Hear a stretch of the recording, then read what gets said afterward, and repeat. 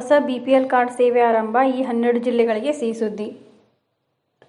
ರಾಜ್ಯದ ಅನೇಕ ಜನರಿಗೆ ಪಡಿತರ ಚೀಟಿ ಬೇಕು ಎಂಬ ಕಾರಣಕ್ಕೆ ರಾಜ್ಯ ಸರ್ಕಾರ ಕಳೆದ 1.5 ವರ್ಷಗಳಿಂದ ಈ ತಪ್ಪನ್ನು ಮಾಡಿದೆ ಎನ್ನಬಹುದು. ಆದರೆ ಪಡಿತರ ಚೀಟಿಗೆ ಅರ್ಜಿ ಸಲ್ಲಿಸಿ ಅರ್ಜಿದಾರರಿಗೆ ಪಡಿತರ ಚೀಟಿ ವಿತರಿಸುವ 2 ಕೆಲಸಗಳನ್ನು ಸರ್ಕಾರ ಮಾಡದಿರುವುದು ಅತ್ಯಂತ ವಿಷಾದನೀಯ. ಅದರಲ್ಲೂ ರಾಜ್ಯದಲ್ಲಿ ಈಗಾಗಲೇ ಜಾರಿಯಲ್ಲಿರುವ ಯೋಜನೆಗಳಿಗೆ ಪಡಿತರ ಚೀಟಿ ಅತ್ಯಗತ್ಯ.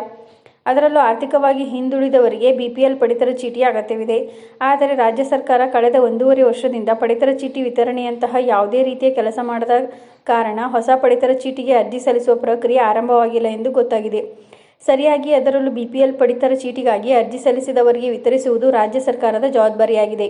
ಈಗ ರಾಜ್ಯದ ಜನತೆಗೆ ಸಂತಸದ ಸುದ್ದಿ ಎಂದೇ ಹೇಳಬಹುದು. ಈಗಾಗಲೇ ಅರ್ಜಿ ಸಲ್ಲಿಸಿರುವ ಬಿಪಿಎಲ್ ಪಡಿತರ ಚೀಟಿದಾರರಿಗೆ ಪಡಿತರ ಚೀಟಿ ವಿತರಣೆ ಅತಿ ಶೀಘ್ರದಲ್ಲಿ ಆರಂಭವಾಗಲಿದ್ದು, ಅದರಲ್ಲೂ ಮೊದಲ ಹಂತವಾಗಿ 12 ಜಿಲ್ಲೆಗಳಿಗೆ ಮೊದಲು ಬಿಪಿಎಲ್ ಪಡಿತರ ಚೀಟಿ ವಿತರಿಸಲಾಗುವುದು. ಹಾಗಾದರೆ 12 ಜಿಲ್ಲೆಗಳು ಯಾವುವು? ಮೊದಲ ಹಂತದಲ್ಲಿ ಈ 12 ಜಿಲ್ಲೆಗಳಿಗೆ ಬಿಪಿಎಲ್ ಪಡಿತರ ಚೀಟಿ ವಿತರಿಸಲಾಗುವುದು. ಬೆಂಗಳೂರು ನಗರ, ಬೆಂಗಳೂರು ಗ್ರಾಮಾಂತರ, ಮಂಡ್ಯ, ಮೈಸೂರು, ಕೊಡಗು, ಚಿತ್ರದುರ್ಗ, ದಾವಣಗೆರೆ, ಉಡುಪಿ, ಚಿಕ್ಕಮಗಳೂರು, ದಕ್ಷಿಣ ಕನ್ನಡ, ಬಾಗಲಕೋಟೆ.